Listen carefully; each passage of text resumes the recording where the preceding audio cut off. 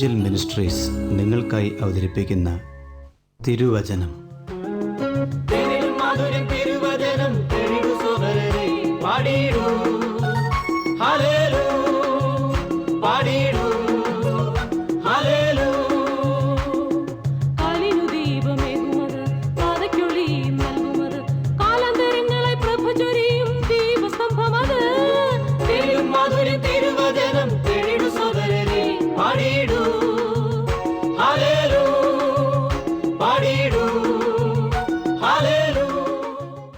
ഇന്ന് നമ്മോട് ദൈവവചനത്തിൽ നിന്ന് സംസാരിക്കുന്നത് Suviseshakan James M Thomas Nedumbassery. പ്രാർത്ഥനയോടെ ശ്രദ്ധിച്ചാലും. ത്രിയേക ദൈവത്തിൻ്റെ വിശുദ്ധ നാമത്തിന് മഹത്വമുണ്ടാകട്ടെ.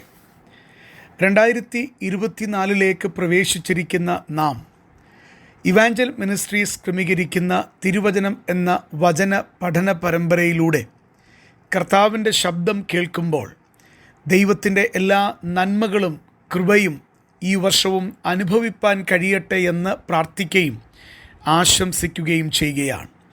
യൂദ എഴുതിയ ലേഖനത്തെ അധികരിച്ചുള്ള 163 എപ്പിസോഡിലേക്ക് ദൈവനാമത്തിൽ അങ്ങേ സ്വാഗതം ചെയ്യുന്നു. കഴിഞ്ഞ അനേക നാളുകളായി നാം തുടരുന്ന ഈ പഠനം ഈ പുതുവർഷത്തിലും ദൈവശബ്ദം കേൾക്കുവാനും ജീവിതങ്ങളെ അനേക നന്മകൾക്ക് വിധേയമാക്കി തീർക്കുവാനും ദൈവേഷ്ടം ജീവിതങ്ങളിലൂടെ നിറവേറുവാനും മുഖാന്തരമാകട്ടെ എന്ന് പ്രാർത്ഥിക്കുകയാണ്. നാം ഓർത്തുകൊണ്ടിരിക്കുന്നത് പോലെ യൂദ എഴുതിയ ലേഖനത്തിൻ്റെ മുഖ്യ പ്രമേയമായി തിരഞ്ഞെടുത്തത് ദൈവസ്നേഹത്തിൽ നമ്മെ തന്നെ സൂക്ഷിക്കണം എന്നുള്ളതാണ്. ദൈവസ്നേഹത്തിൽ നമ്മെ സൂക്ഷിക്കുന്നതിനോട് ബന്ധപ്പെട്ട് അനവധി കാര്യങ്ങൾ നാം ഓർക്കുകയുണ്ടായി. ഇന്ന് നാം തുടങ്ങുവാൻ ആഗ്രഹിക്കുന്ന വിഷയം ദൈവസ്നേഹത്തിൽ തന്നെ സൂക്ഷിക്കുന്ന ഒരു ദൈവ പൈതലിൻ്റെ പ്രത്യാശ എന്താണ് എന്നുള്ളതാണ്. ഈ പുതിയ വർഷത്തിൽ ദൈവം തരുന്ന പ്രത്യാശയോടെ ഇന്നത്തെ ചിന്തകളും മുഖാന്തരമാകട്ടെ. ദൈവസ്നേഹത്തിൽ തങ്ങളെ തന്നെ സൂക്ഷിക്കുന്ന ഒരുവൻ്റെ പ്രത്യാശ എന്താണ് എന്നുള്ളത് യൂദ എഴുതിയ ലേഖനം 24 വാക്യത്തിൽ നമുക്ക് കാണുവാൻ കഴിയുന്നുണ്ട്. എന്താണ്?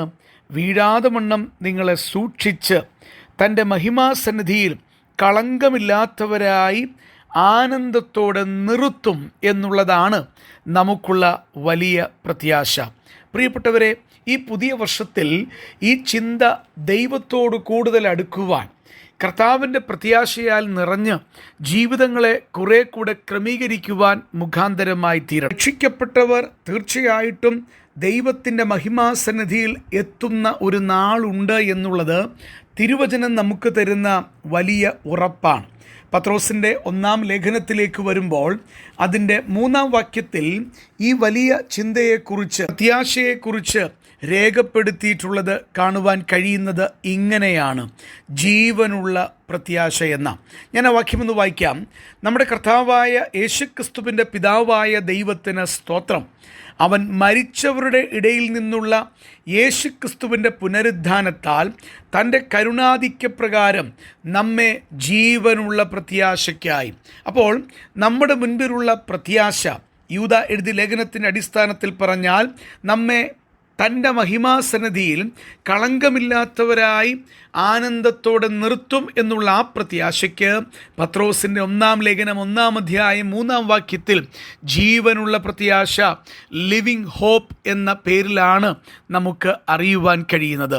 പ്രിയപ്പെട്ടവരെ, ലോകത്തിലെ മറ്റുള്ള എല്ലാ ആശകളും അതാത് സമയത്തിൽ തകർന്നു പോകുമ്പോൾ, അത് ജീവനില്ലാത്തതായി പോകുമ്പോൾ ഒരു ദൈവ പൈതലിന് ധൈര്യപ്പെടുവാനുള്ളത് ദൈവം വെച്ചിട്ടുള്ള പ്രത്യാശയുടെ ഈ പ്രത്യേകതയാണ്. അതെന്താണ്? അത് ജീവനുള്ള പ്രത്യാശയാണ്, ലിവിങ് ഹോപ്പാണ്. ഒരിക്കലും ആർക്കും മാറ്റുവാൻ കഴിയാത്ത, പിശാചിനാൽ എടുത്ത് കളയുവാൻ കഴിയാത്ത വലിയ പ്രത്യാശയാണ് ദൈവം നമുക്ക് ഒരുക്കിയിട്ടുള്ളത്. നാം ഈ ഭൂമി വിട്ട് കർത്താവിൻ്റെ അടുക്കൽ ചെല്ലുന്ന ഒരു ദിവസമുണ്ട്. അന്ന് ആ മഹിമാസന്നിധിയിൽ നാം ആനന്ദത്തോടെ കളങ്കമില്ലാത്തവരായി നിർത്തപ്പെടും. അത് ദൈവത്തിൻ്റെ പ്രവൃത്തിയാണ്. കർത്താവിൽ വിശ്വസിക്കുന്ന ഒരു വിശ്വാസിയെ സംബന്ധിച്ച് തീർച്ചയായിട്ടും അവൻ്റെ കഴിവിലല്ല, ദൈവത്തിൻ്റെ പ്രത്യേകമായിട്ടുള്ള ഈ അധികാരത്തിലാണ്, സർവശക്തിയിലാണ് നമ്മുടെ ആശ്രയമെന്ന് പറയുന്നത്. പത്രോസിൻ്റെ 1-ാം ലേഖനം 1-ാം അധ്യായം 4-ാം വാക്യം കൂടെ ചേർത്ത് വായിക്കണം. ഞാൻ 3 കൂടെ ചേർത്തിങ്ങനെ വായിക്കട്ടെ. അവൻ മരിച്ചവരുടെ ഇടയിൽ നിന്നുള്ള യേശുക്രിസ്തുവിൻ്റെ പുനരുദ്ധാനത്താൽ തൻ്റെ കരുണാധിക്യപ്രകാരം നമ്മെ ജീവനുള്ള പ്രത്യാശയ്ക്കായി 4-ാം വാക്യം അന്ത്യകാലത്തിൽ വെളിപ്പെടുവാൻ ഒരുങ്ങിയിരിക്കുന്ന രക്ഷയ്ക്ക് വിശ്വാസത്താൽ ദൈവശക്തിയിൽ കാക്കപ്പെടുന്ന നിങ്ങൾക്കു വേണ്ടി എന്നുള്ളത് നമുക്ക് കാണുവാൻ കഴിയുന്നു. ഇത് തന്നെയല്ലേ യൂദാ എഴുതിയ ലേഖനത്തിലും പറഞ്ഞത്? വീഴാതെ വണ്ണം നിങ്ങളെ സൂക്ഷിച്ച് തൻ്റെ മഹിമാസന്നിധിയിൽ കളങ്കമില്ലാത്തവരായി ആനന്ദത്തോടെ നിർത്തുവാൻ ശക്തിയുള്ളവന് നമ്മെ ആനന്ദത്തോടെ കളങ്കമില്ലാത്തവരായി ദൈവത്തിൻ്റെ മഹിമാസന്നിധിയിൽ നിർത്തുന്നത് ദൈവശക്തിയുടെ അടിസ്ഥാനത്തിലാണ്. അത് നമ്മുടെ കഴിവല്ല. അത് തന്നെ പത്രോസിന്റെ ലേഖനത്തിൽ പറയുന്നു. അന്ത്യകാലത്തിൽ വെളിപ്പെടുവാൻ ഒരു രക്ഷ നമുക്ക് വേണ്ടി ഒരുങ്ങുന്നുണ്ട്. അത് വിശ്വാസത്താൽ നാം നേടിയെടുത്തതാണ്, നമ്മുടെ കഴിവല്ല. ദൈവകൃപ മുഖാന്തരം വിശ്വസിക്കുന്നവർക്ക് നൽകപ്പെടുന്ന ആ രക്ഷയുടെ പൂർത്തീകരണം അത് ശരീരത്തിൻ്റെ വീണ്ടെടുപ്പോടുകൂടെ കർത്താവിൻ്റെ വരവിങ്കൽ സംഭവിക്കുന്ന വിഷയമാണ്. അന്ന് നാം അവിടെ നിൽക്കേണ്ടതിന് ഇന്ന് ദൈവസന്നിധിയിൽ ദൈവശക്തിയിൽ നാം കാക്കപ്പെടുന്നവരാണ്. പ്രിയപ്പെട്ടവരെ, ഇതെത്ര വലിയ പദവിയാ, വലിയൊരു പ്രത്യാശ നമുക്ക് തന്നു. ആ പ്രത്യാശ എന്താണെന്ന് ഞാൻ ആവർത്തിക്കട്ടെ. നാം വീഴാതെ വണ്ണം നമ്മെ സൂക്ഷിച്ച് അവിടുത്തെ മഹിമാസന്നിധിയിൽ കളങ്കമില്ലാത്തവരായി ആനന്ദത്തോടെ സന്തോഷത്തോടെ നിർത്തുമെന്നുള്ളതാ. അവിടുത്തെ സന്നിധിയിൽ സന്തോഷത്തിൻ്റെ പരിപൂർണതയുണ്ട്. തീർച്ചയായിട്ടും നാം ഒരിക്കൽ അവിടെ എത്തുമ്പോൾ ഈ ഭൂമിയുടെ സകല ദുഃഖങ്ങളും തീരുന്നവരായി ആനന്ദത്തോടെ നാം അവിടെ നിൽക്കാനായിട്ട് പോവുകയാണ്. പ്രിയപ്പെട്ടവരെ, എന്നാൽ അതിനുവേണ്ടി നമ്മുടെ കഴിവിൻ്റെ അടിസ്ഥാനത്തിലല്ല, പരിശുദ്ധാത്മാവാം ദൈവം നമ്മെ തൻ്റെ ശക്തിയാൽ സൂക്ഷിക്കുന്നു. നാം ദൈവത്തിൻ്റെ ശക്തിയാൽ കാക്കപ്പെടുന്നു. പ്രിയപ്പെട്ടവരെ, ഇത് ദൈവത്തിന് സ്തോത്രം ചെയ്യാനുള്ള മുഖാന്തരമാണ്. പുതിയൊരു വർഷത്തിൽ ഈ ചിന്ത ഓർക്കുമ്പോൾ ദൈവത്തിന് സ്തോത്രം ചെയ്തുകൊണ്ട് കൂടുതൽ കർത്താവിൻ്റെ സന്നിധിയിൽ പ്രത്യാശയുള്ളവരായി ജീവിപ്പാൻ നമുക്ക് മുഖാന്തരമാകണം. നമുക്ക് പ്രാർത്ഥിക്കാം. കർത്താവേ, കഴിഞ്ഞൊരു വർഷം മുഴുവൻ ഞങ്ങളെ സൂക്ഷിച്ച ദൈവകൃപയ്ക്കായി സ്തോത്രം. ഈ പുതിയ വർഷത്തിലും അവിടുത്തെ ശക്തിയിൽ ഞങ്ങളെ കാക്കുമെന്ന അവിടുത്തെ തീർന്നു പോകാത്ത വാഗ്ദത്തത്തിനായി സ്തോത്രം.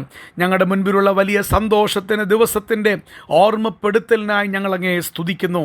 വീഴാതെ വണ്ണം ഞങ്ങളെ സൂക്ഷിക്കുകയും ഒടുവിൽ അവിടുത്തെ മഹിമാസന്നിധിയിൽ കളങ്കമില്ലാത്തവരായി ആനന്ദത്തോടെ ഞങ്ങളെ നിർത്തുന്ന സർവശക്തനായ ദൈവത്തിൻ്റെ പരിശുദ്ധാത്മാവിനായി ഞങ്ങൾ നന്ദി പറയുന്നു. കർത്താവേ, ഈ ഒരു വർഷം മുഴുവൻ ഈ പ്രത്യാശ ഞങ്ങളുടെ ഹൃദയങ്ങളെ ഭരിക്കുവാൻ മുഖാന്തരമാകണമേ. ശരിയായി നിന്നെ സേവിപ്പാൻ ഞങ്ങൾക്ക് കൃപ തരണമേ. യേശു ക്രിസ്തുവിൻ്റെ വിലയേറിയ നാമത്തിൽ തന്നെ എല്ലാ പ്രിയപ്പെട്ടവർക്കും ഒരിക്കൽ കൂടെ പുതിയൊരു വർഷത്തിൻ്റെ എല്ലാ നന്മകളും ആശംസിച്ചുകൊണ്ട് വാക്കുകൾ നിർത്തുന്നു. ദൈവനാമത്തിന് മഹത്വമുണ്ടാകട്ടെ. ഈ സന്ദേശം ശ്രദ്ധിച്ച എല്ലാ പ്രിയപ്പെട്ടവർക്കും കർത്തൃനാമത്തിൽ നന്ദി. ബൈബിൾ കറസ്പോണ്ടൻസ് കോഴ്സിൽ ചേർന്ന് പഠിക്കുവാൻ ആഗ്രഹിക്കുന്നവർ മേൽവിലാസം അയച്ചു തന്നാലും പ്രാർത്ഥനാ വിഷയങ്ങളും അറിയിക്കുമല്ലോ.